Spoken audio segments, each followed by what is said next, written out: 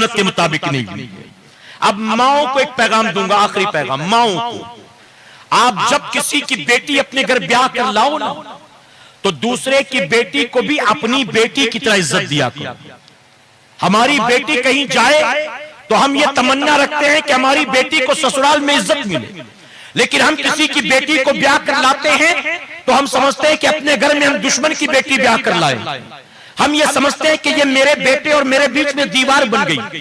ہم نے یہاں تک دیکھا کہ وہ مائیں جو اپنی بھتیجیاں بیاہ کر لاتی، اپنی بھانجیاں بیاہ کر لاتی، جب تک شادی نہیں ہوئی تھی بھتیجی بہت اچھی لگتی تھی، بھانجی بہت اچھی لگتی تھی، اپنی پسند سے اپنے بیٹے سے شادی کرا دی اور شادی کرانے کے بعد وہی بھتیجی اور بھانجی جو ہے اس ماں کی آنکھ کا کانٹا بن جاتی، پھر اس کو پھوٹی آنکھوں نہیں باتی ہے، پھر کہتی کہ یہ اچھی نہیں ہے، مجھے نہیں معلوم تھا ایسی نکلے گی۔ اس کی ماں نے اس کو کچھ سکھایا نہیں، اس کے باپ نے اس کو یہی سکھایا ہے، اس کے بھائیوں نے یہی سکھایا، تانے دینا شروع کر دیتی ہے۔ میرے پیارے آقا کے پیارے دیوانوں، سرکار مدینہ کی چاہنے والیوں، اگر چاہتی ہو کہ سسرال میں اللہ آپ کی بیٹیوں کو عزت دے تو اپنی بہو کو دشمن نہ سمجھو، اپنی بہو کو بیٹی کی جگہ سمجھو۔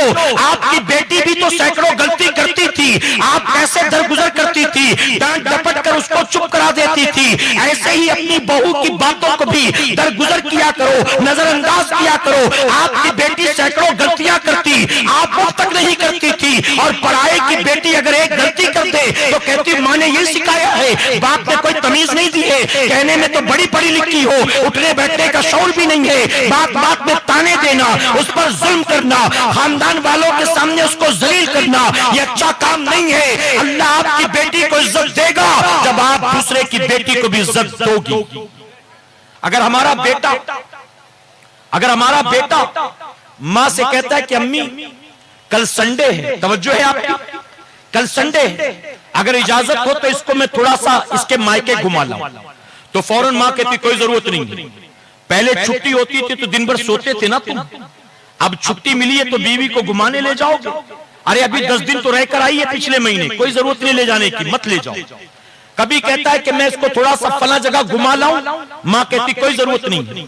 اچھا اس کو کچھ سامان لینا ہے بازار لے جاؤں، ماں کہتی کوئی ضرورت نہیں۔ یعنی اپنی بیوی کو ساتھ کہیں گھر سے باہر لے جانا چاہتا تو مائیں بار بار کہتی کوئی ضرورت نہیں، کوئی ضرورت نہیں۔ پھر کیا کرتا ہے وہ بیٹا، سچ بول کر نہیں جھوٹ بول کر لے جانا شروع کرتا ہے، کہتا ہے کل رات اس کو پیٹ میں بہت تکلیف تھی، مجھے اس کو ڈاکٹر کے پاس لے جانا ہے، تو ماں کہتی ٹھیک ہے لے جا دکھا دیا۔ اب وہ ڈاکٹر کے پاس نہیں، میلہ دکھانے لے گیا، میلہ دکھانے، تو جھوٹ بولنا کس نے سکھایا؟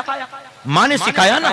ارے آپ نے اپنی زندگی گزار لی، آپ چاہتی ہو کہ آپ کا شوہر آپ سے پیار کرے تو جس کو بہو بنا کر لائی ہو وہ بیچاری بھی تمنا رکھتی ہے کہ میرا شوہر بھی مجھ سے پیار کرے۔ ایک جوائنٹ فیملی میں جہاں 10 12 15 آدمی رہتے ہیں، وہ دونوں ایک ساتھ بیٹھ بھی نہیں پاتے ہیں، تو کبھی موقع ملے تو ان کو تنہائی میں بیٹھنے دو، ایک ساتھ کہیں آنے جانے دو، ان کو اپنی زندگی جینے دو، ان کے راستے کا روڑا نہ بنو۔ اور سن لے اس کے برعکس جانتے ہو کیا ہوتا ہے؟ اگر اسی عورت کا داماد ہر اتوار کو اس کی بیٹی کو گھر لاتا ہے، ہوٹل میں کھانا کھلانے لے جاتا ہے، فلمیں بھی دکھاتا ہے، میلہ بھی گھماتا ہے، تو تعریفیں کرتی نہیں تھکتی، الحمدللہ میرا داماد بہت اچھا ہے، جیسے چھٹی ملتی ہے میری بیٹی کو لے کر آ جاتا ہے، ہر مہینے 2-4 بار ہوٹل میں کھلاتا ہے، ہر نئی فلم میری بیٹی کو دکھاتا ہے۔ اے مسلمانوں، آپ کا داماد اگر آپ کی بیٹی کے ساتھ یہ سب کرے تو بہت اچھا داماد ہے، اور آپ کا بیٹا اگر اپنی بیوی کے ساتھ یہ سب کرنا چاہے تو کہتے ہو بیوی کا غلام بن گیا،